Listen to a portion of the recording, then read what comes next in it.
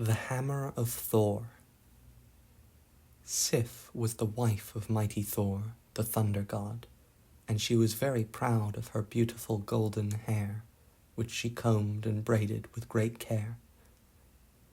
One morning, when she awoke, she was filled with grief and dismay to find that her lovely hair had been cut off in the night, while she slept. Her husband happened to be away that day, but when he came home late at night, Sif was careful to keep out of his sight. She felt so ashamed of her shorn head. Thor, however, soon called for Sif, and when he saw what had been done to her, he was very angry. Now, Thor had a quick temper. Everyone feared his fierce anger. "Who could have done this wicked deed?" thought he. "There is only one among all the Aesir who would think of doing such a thing." Thor lost no time in finding Loki, and that mischievous god had to admit that he was the guilty one, but he begged Thor to give him just a few days, and he promised to get something for Sif that would make her look more beautiful than ever. So Thor decided to give him a chance to try, and commanded him to give back to Sif her golden hair. Now Loki knew a place where some wonderful workmen lived, so he went off, as fast as he could go, to Niflheim, the home of the dwarves under the earth, and asked one of them to make quickly some golden hair for Sif. Besides this, he asked for 2 gifts to carry to the gods Odin and Frey, so that they might be on his side if Thor should bring his complaint before the Aesir.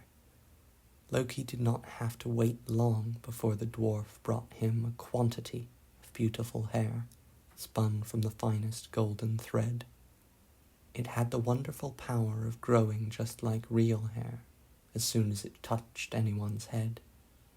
Besides this, there was a spear for Odin, which never missed its aim, no matter how far it was thrown, and for Frey, a ship that could sail through the air as well as the sea. Although it was large enough to hold all the gods and their horses, yet it could be folded so that it was small enough to put in one's pocket. Loki was greatly pleased with these wonderful presents, and declared that this dwarf must be the most skilled workman of them all. Now it happened that another dwarf, named Brock, heard him say this, and he told Loki that he was sure he and his brother could make more wonderful things than these. Loki did not believe that could be done, but he told Brock to try his skill. The Aesir should judge between them, and the one who should fail in the trial must lose his head. Then Brock called his brother Sindri, and they set to work at once. They first built a great fire, and Sindri threw into it a lump of gold. Then he told Brock to blow the bellows while he went out, and be sure not to stop blowing until he should come back. Brock thought this was an easy task, but his brother had not long been gone when a huge fly came in and buzzed about his face and bothered him so that he could hardly keep on blowing. Still, he was able to finish his work, so that when Sindri came back, they took out of the fire an enormous wild boar, which gave out light and could travel through the air with wonderful speeds. On the second day, Sindri threw another lump of gold into the fire, and left his brother to blow the bellows.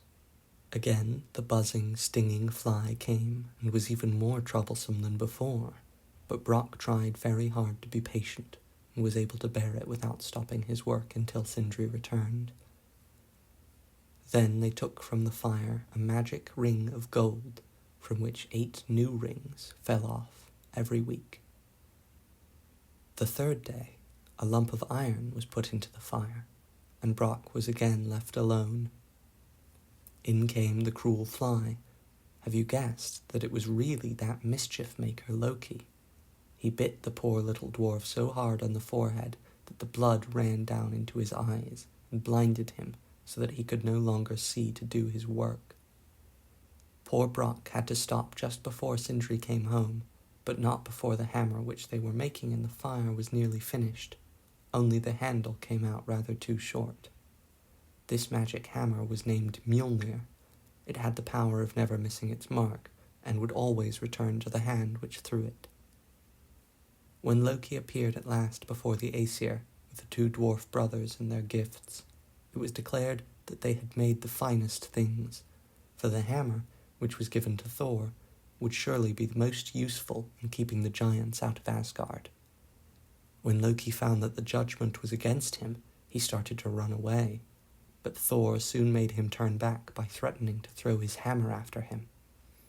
Then Loki had to collect his wits and think of some way to escape losing his head, instead of making the dwarves pay the forfeit as he had expected. At last he told Brock and Sindri that they could have his head, according to the agreement, but as nothing had been said about his neck, they could not, of course, touch that. Thus the wily Loki, by his wit, saved his life.